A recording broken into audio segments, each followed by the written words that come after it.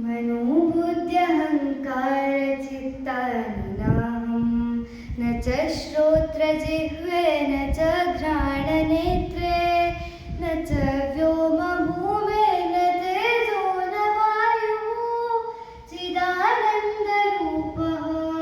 शिवोऽहं शिवोऽहं चिदानन्दरूपः शिवोऽहं शिवोऽहं न च प्राणसंज्ञो न वै पञ्चवायुः न वा सप्तधातुर्न वा पञ्चतोषः न वाक्पाणिपादं न चोपस्थपायुः चिदानन्दरूपः शिवोऽहं शिवोऽहं न मे द्वेषरागौ न मे लोभमोहौ मदो नैव मे नैव मात्सर्यभावः न धर्मो न चार्थो न कामो न मोक्षः चिदानन्दरूपः शिवोऽहं शिवोऽहं चिदानन्दरूपः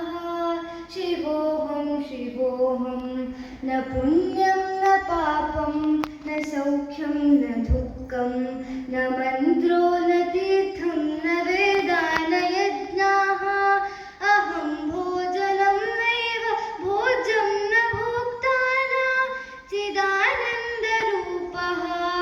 शिवोऽहं शिवोऽहं न मृत्युर्न शङ्का न मे जातिभेदः पिता नैव मे नैव माता न जन्मः न बन्धुर्न मित्रं गुरुर्नैव शिष्यः चिदानन्दरूपः शिवोऽहं शिवोऽहं न मृत्युर्न शङ्का न मे जातिभेदः पिता नैव मे नैव माता न जन्म न बन्धुर्न मित्रं गुरुर्नैव शिष्यः चिदानन्दरूपः शिवोऽहं शिवोऽहं चिदानन्दरूपः शिवोऽहं शिवोऽहम् अहं निर्विकल्पो निराकाररूपो विभुत्वात् सर्वत्र सर्वेन्द्रियाणां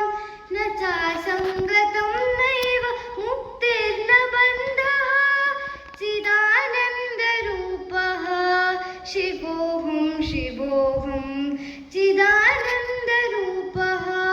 शिवोऽहं शिवोऽहं निर्वाणशतकं सम्पूर्णम्।